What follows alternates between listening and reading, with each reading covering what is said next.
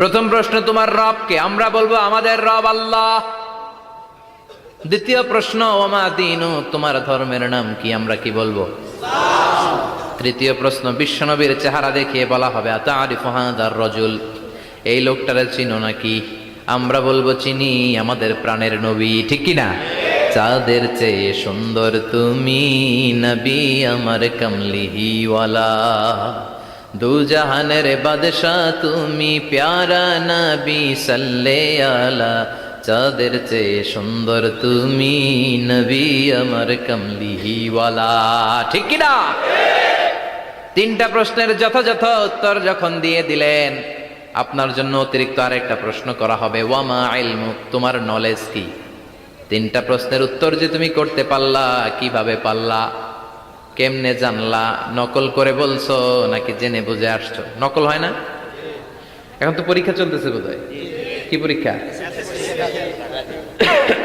SSC পরীক্ষা। নকল হয়? কৃষ্ণপুরে নকল নাই না? এখন মনে হয় এগুলো একটু কমছে। একটা সময় ছিল অনেক নকল হইতো।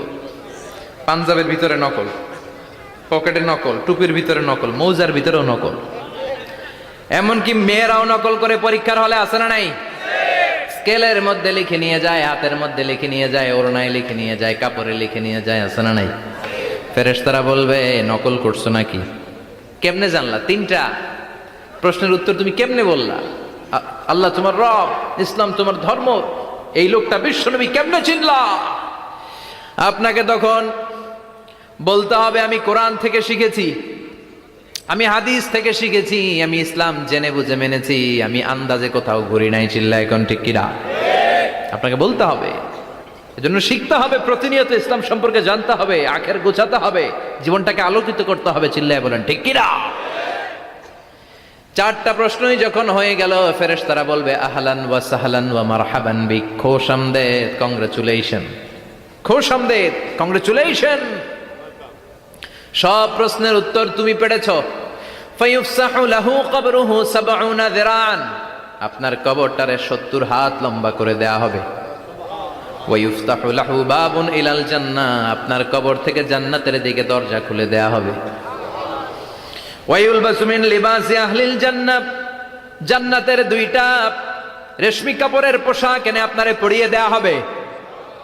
আর বলা হবে নাম কানাও মিলা আরুস, ঘুমাও, sleep, you should get some sleep now, তোমাকে লম্বা সময় পাড়ে দিতে হবে, ঘুমাও। কানাও মিলা আরুস, যেমনি বর বাসর রাতে আরামসে ঘুম দেয়, বাসর রাতে যেমনি বর কনেকে নিয়ে মধুর ঘুম দেয়, তুমিও ঘুমাও, কেউ তোমার ঘুম ভাঙবে না। মালাক ইসরাফিলের, কিয়ামতের জন্য ইসরাফিলের সিংহায় যে ফুৎকার আছে, ওই ফুৎকার ছাড়া কোনো কিছুই তোমার ঘুম ভাঙাতে পারবে না।